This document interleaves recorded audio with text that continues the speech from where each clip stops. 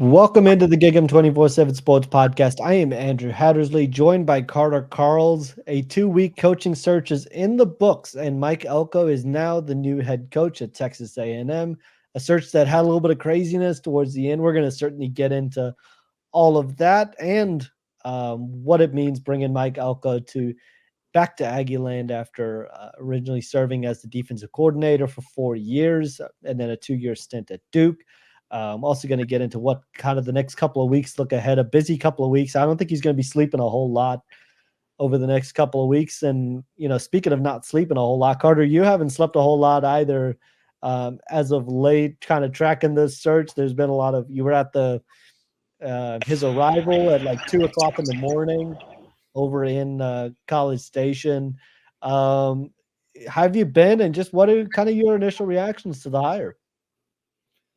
I've been good. I'm looking forward to that first, 7-8 hours sleep. Been at Starbucks quite a bit lately. Had someone tell me that the other night. It always seems like you're there getting a large coffee at 9 p.m. But that's the way it is. And just talking about Mike Elko for a second. Reaction to it. Really two ways to look at it. On one hand, you could say, hey, this isn't a splash hire. This isn't a sexy hire. It's not, the reaction that you'd get if, say, a Dan Lanning or a Kalen DeBoer or Mike Norvell, that kind of guy would get hired here. But in my opinion, I think it's an awesome hire. I think just because it ain't sexy doesn't mean it's not good. And with Mike Elko, I think he kind of solves a lot of the problems that kind of became a thing under Jimbo Fisher here at the end. I've always said, like, when you're dating somebody or you're in a relationship and it goes wrong and there's an ugly breakup, you usually try to date someone who's the opposite of that person. If it's a blonde, you'll go to a brunette. If it's someone who's outgoing, maybe you go for a shy person next. That's kind of what it is with Mike Elko here. Jimbo Fisher, certainly had a lot of strengths, but if you had to point to some weaknesses, it's kind of, lacked organization, lacked structure, lacked discipline on his team, didn't use the transfer portal very well, bad offense, all these sort of things, not adaptable. Mike Elko, discipline, structure, organization, all words we've been hearing when we ask folks about Elko. Smart was, a word I got. Deliberate, really makes the right decisions. Those are sort of the words you use that you've heard that have been, this way of describing Mike Elko. Obviously, offense will be the big question mark. But I think the good thing about Mike Elko is he's someone who seems very adaptable, will, let the OC that he hires kind of handle that sort of thing. And, he's not going to be somebody who wants to have full control of that. So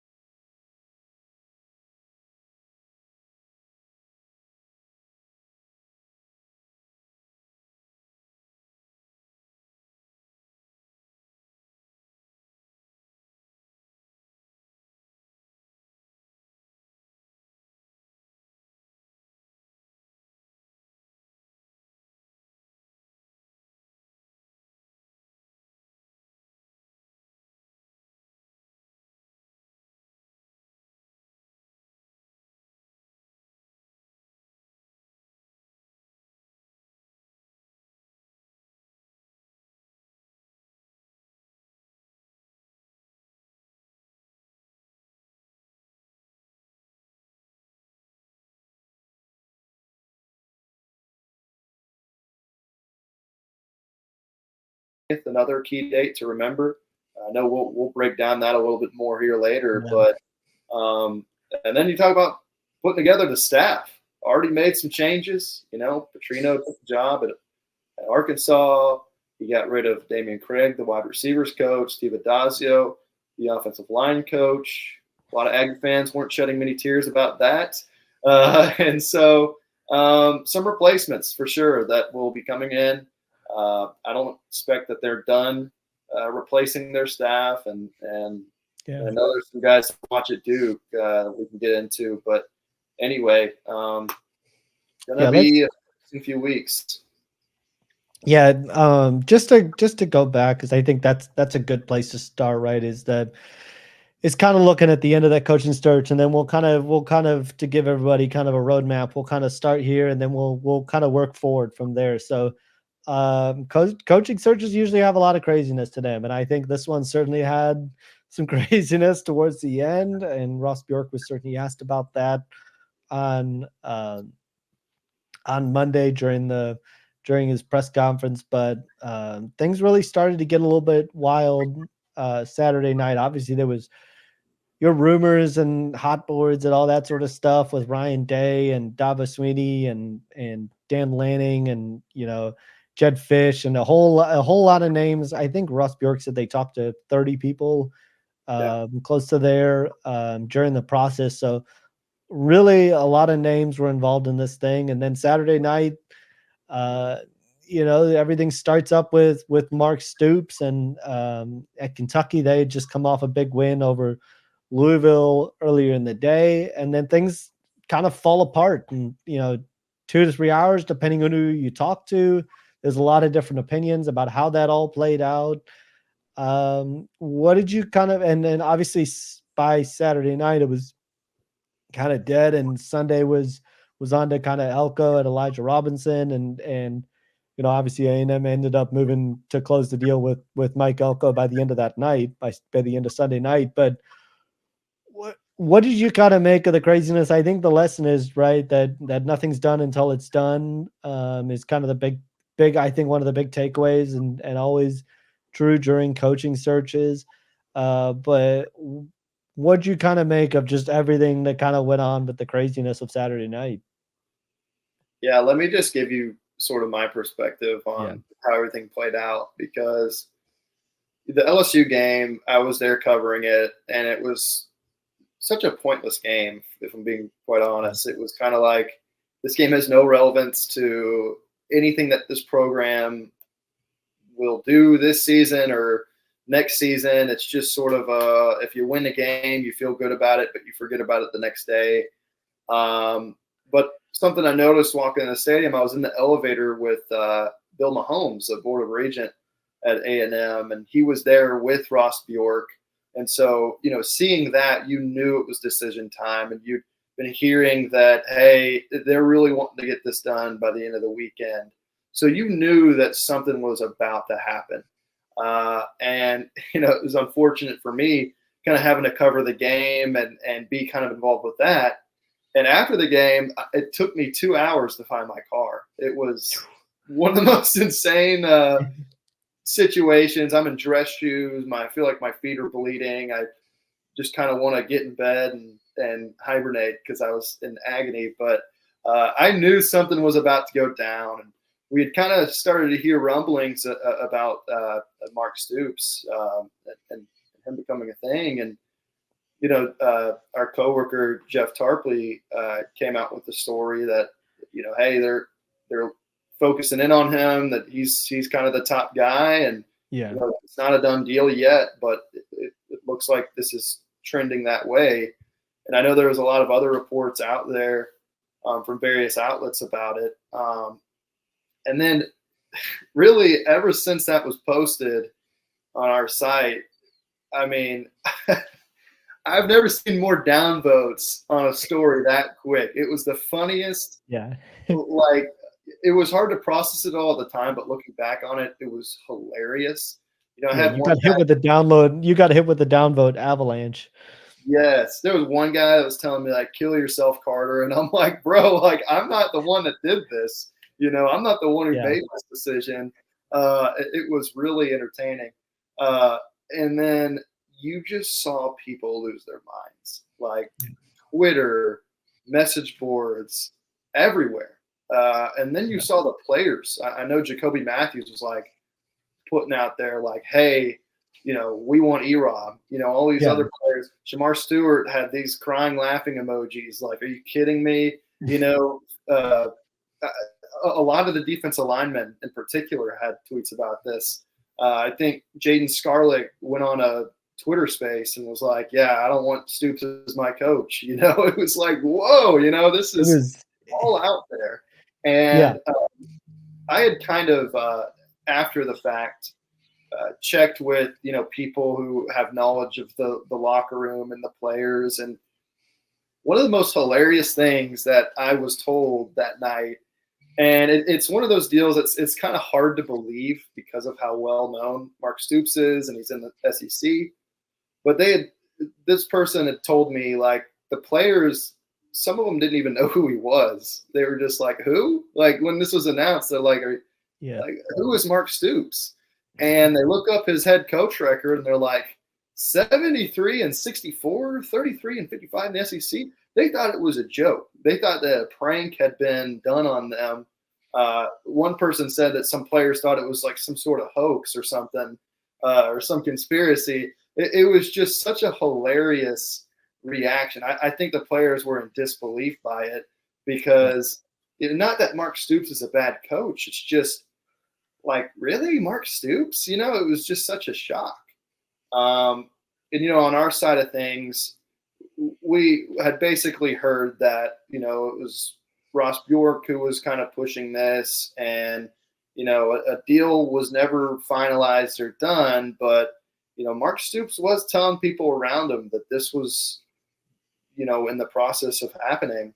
And I don't think a tweet or a message board post is what collapsed the deal. I think what's more influential is if you hear from a donor, hey, I'm not sending money to your program, or you hear from players, hey, we're all going to go to the transfer portal if this happens.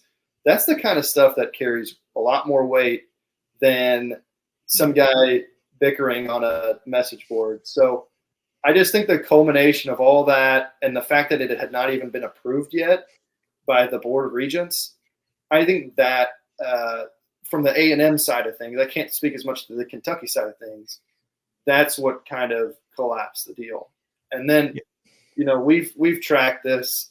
A&M did fly to North Carolina that night. That's Saturday night, late in the Sunday morning, to meet with Mike Elko and talk with him about it. And I know the reports came out in the afternoon, like, hey, this is looking like they're going to laser in on Elko now. And, here we are again. It's like, oh, it's not even final yet. This is out there. Is this going to happen again? I had been in touch with people in his camp, and I kind of got the go ahead a little bit after midnight, I want to say, or maybe I'm getting the timing wrong, but sometime in the night, in the evening, it was officially done. The deal was done. The MOU was nailed out, soon. And we learned about that Monday, but it was just a crazy 24 hours. I always talk about, I said this with Jimbo Fisher when he was fired. You always, like Michael Jackson dying, you remember where you were, when it was, what the reaction was. This is another one of those things where it's like Aggie fans and us reporters and Mark Stoops and Mike Elko and Ross Bjork, all the people involved, they will never forget that night and just how crazy it was. And I think Aggie fans are kind of done talking about it. Now they're all excited about Elko, deservedly so. I just think it's so fun to think back about the craziness of that night and, how historic it was. We've seen it happen before, the Greg Schiano and Jeremy Pruitt thing. There have been things that have happened like it. Notre Dame had a coach 20 years ago who was hired, did his introductory press conference, and 30 days later, he was fired for lying on his resume. We've seen crazy, weird things happen before in college football. This was just added to that. So anyway, fun weekend, and glad it's finally over. Yeah, no, Dad, I think for a lot of reasons, and we'll get into why after a quick break, but A&M definitely wanted to get it done this weekend, like you said, from the transfer portal standpoint, and that went to, those players' opinions matter, because one of A&M's primary goals just during this entire thing was to keep the roster intact, and there's obviously enough talent on the roster to win right now, and Ross Bjork kind of didn't really address what happened, just said, as long as you get to kind of where you get to in the end during the process, said they were in contact with more than 5 people on Saturday during the day, but said as long as you get to where you feel good about it at the end of the day, that's where he feels things are the most important. So, one of those things, it'll certainly be, A&M and Mark Stoops will kind of be tied because of that, because of that whole situation. But it was certainly a wild ride to watch how that all played out and go from there. We've got plenty more to get into on Mike Elko, on what kind of the next steps looking forward are, his introductory press conference that took place on Monday, and again, what are kind of the priorities moving forward for him. So stay tuned. We'll be right back after a quick break to discuss all that.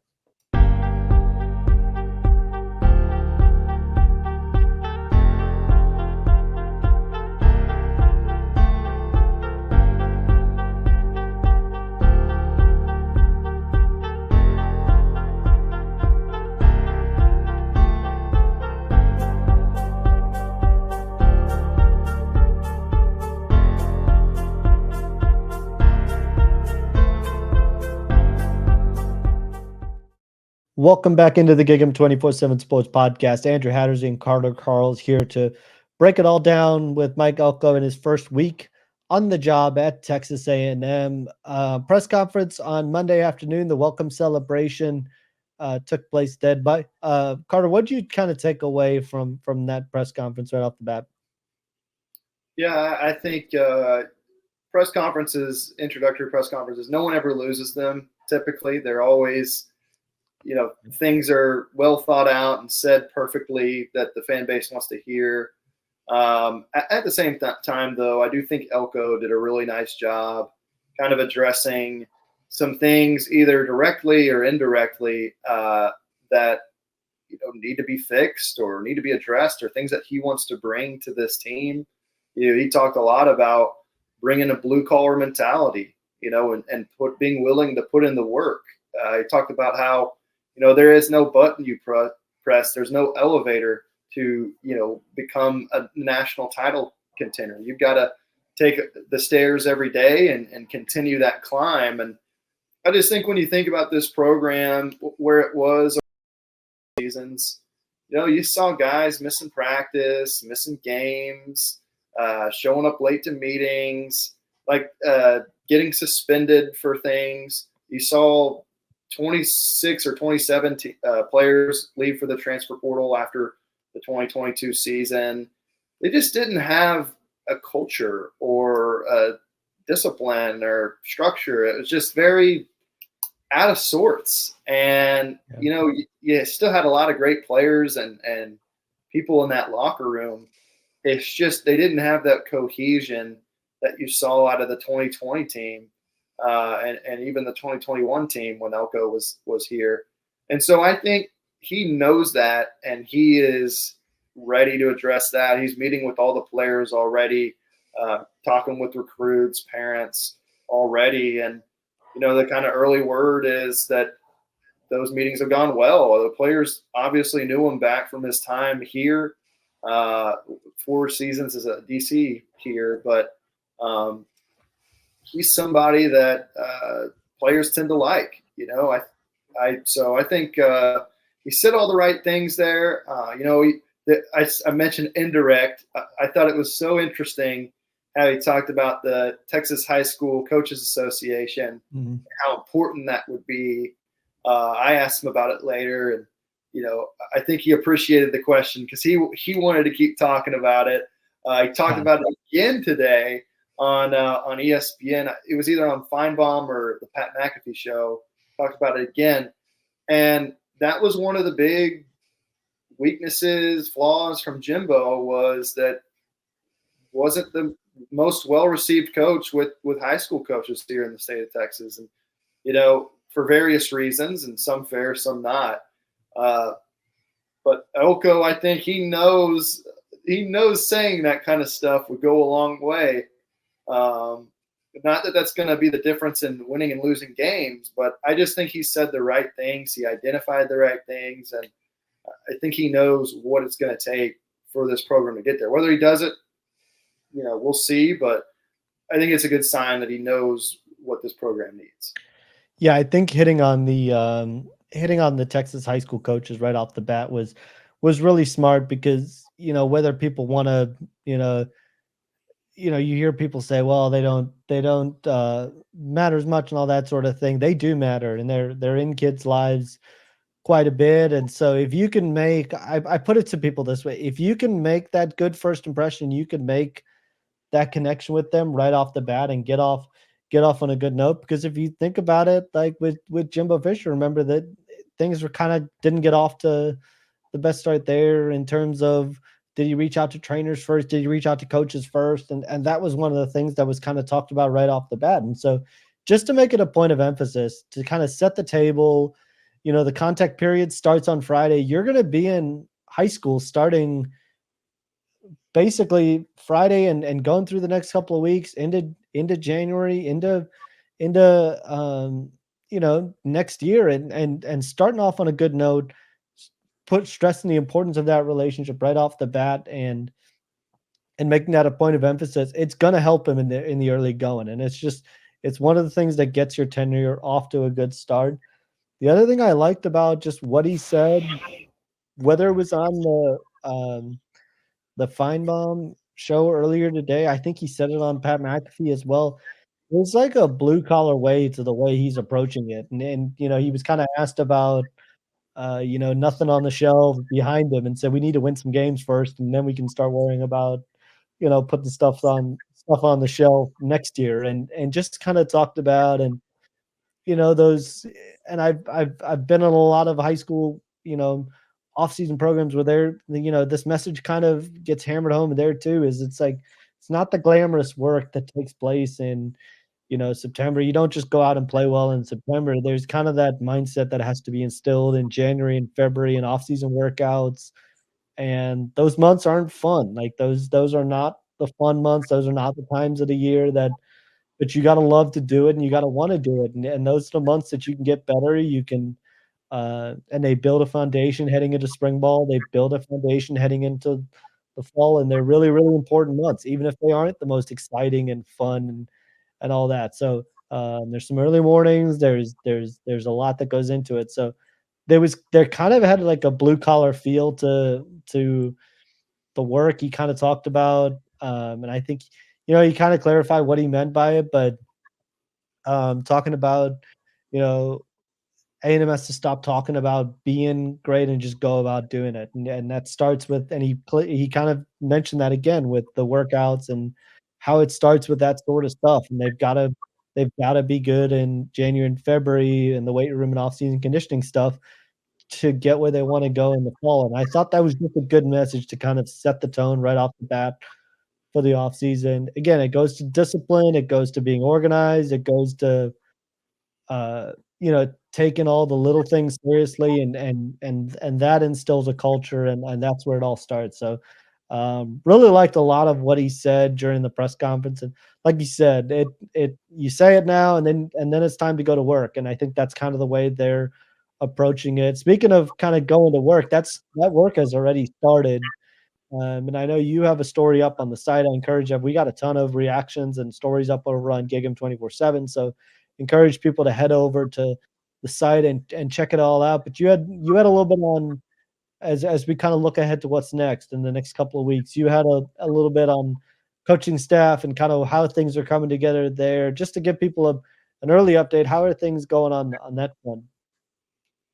Yeah, I think right now Mike Elko has had such a whirlwind of reaching out to players, recruits, talking to his own staff about plans. Uh, I know he is in the process of reaching out and kind of making that effort of hiring a new staff. But these people that are coming up with offensive coordinator hot boards on Monday or Sunday, I'm just like, guys, this is going to take a bit. He's kind of mentioned on various platforms that he's going to take his time with this. He's not going to rush into hiring certain guys. We know that our coworker Jeff Tarpley reported on Monday. I think it was Monday. David Feely at Duke, their kind of strength and conditioning guy, is a guy they're going to bring in. And man, that guy, if you have not watched him or know about him, he's someone you got to look into. He's most known really for 3 seasons at Miami. I think what it was is no player on the team ever missed time with a soft tissue injury. And incredible. I think A&M fans are just like, excuse me? Because I'm telling you, I can't tell you how many players this year, I can't speak as much the last year since I wasn't here, but we'd see players miss games and we're like, is he really hurt?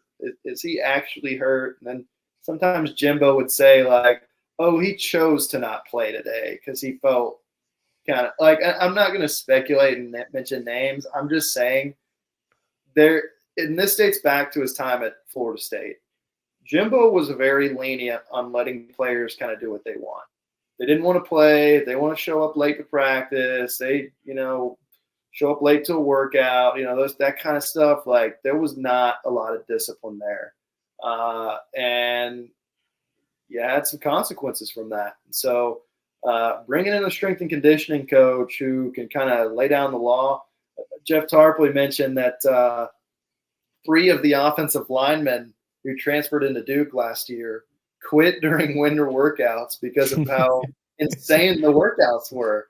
Yeah. And you just think about, I remember talking to a trainer in the spring who had worked with a lot of A&M guys, and the thing, I'm not naming names, but the thing that person said was, man, I'm getting some guys and I'm like amazed at how undertrained they are, in various ways. They're either weak or not as flexible as they should be or not conditioned properly. I think you can point to, after that 21 season, this team kind of became soft. Like I said, a lot of guys missing time. You should not be missing like 8 starters every game. That's just ridiculous. Yeah. People just normalize it of, people get banged up and it's football. No, like these guys are on the sideline. They look fine. They don't have major injuries, and sometimes you just got to play through it. So I think that hire could be really, really massive to bringing some toughness into this program as well needed. I think that's the number one thing that Elko is trying to instill in this program is toughness. Probably the biggest missing ingredient they had. Outside of that, I think the biggest thing that everyone wants to know is offensive coordinator. What is he going to do there? You got a guy at Duke that you could bring over. Special teams coach is another one. Never had a special teams coach under Jimbo Fisher. We saw that kind of cost them this year. Every big loss they had, a special teams disaster was part of that loss. Like literally we talked about it on here quite a bit, actually. Yeah. And, just talking to people in the program, they're just like, how do we not have a special teams coach? Like, it's the stupidest thing ever. And you heard a few different things, that the travel schedule, people are like, yeah, no one does that, but special teams coach was the big one. That is a really important side of the game that you need someone on the field dedicated toward that they've ever had. So I expect Elko to fill that position with someone. Again, we'll see. It's still early, but biggest things you got to watch for that strength and conditioning coach, OC, and special special teams coach, O-line coach too. I mean, they've got to fix a lot of problems there. Yep. That'll obviously also be pretty important. No doubt. And then you've got the recruiting front as well, which just added on to all, right? And this is kind of one of those things they've talked about over the past couple of years with the way coaching cycles work now. You don't have a lot of time. You got to hit the ground running. The contact period will open up on Friday. Coaches can begin hitting the road, and we'll be able to hit the road until December 16th. And then you've got a quiet period on that Sunday, and the early signing period begins December 20th. And A&M right now sits with 20 commitments as we sit here on Wednesday afternoon, the number 10 class nationally, and trying to finish, try to keep as many of those guys in the boat. You heard about Mike Elko talk about trying to get on the phone with as many of those commits as he possibly can, as quickly as he can, to lock them in and be able to solidify that group and then go from there. And that process has already started. Started a little bit Tuesday night with some phone calls that went into Wednesday. Right now, it's looking like December 9th is going to be a pretty big weekend. Jordan Pride has already confirmed that he's going to be there. Jordan Lockhart's planning to be there as well. Miles O'Neill has also talked about being there. And so that's looking to shape up to be a pretty big weekend and a chance for them to get FaceTime. An important note there is when coaching changes happen, even though these guys have already used an official visit to A&M, you get a second official visit that allows you to come back and meet face to face with the coaching staff. So going to be an important weekend, and they're already starting on that front. And the early reactions of talking with Jordan Pride about it said, his first conversation was great. They had it on Wednesday afternoon.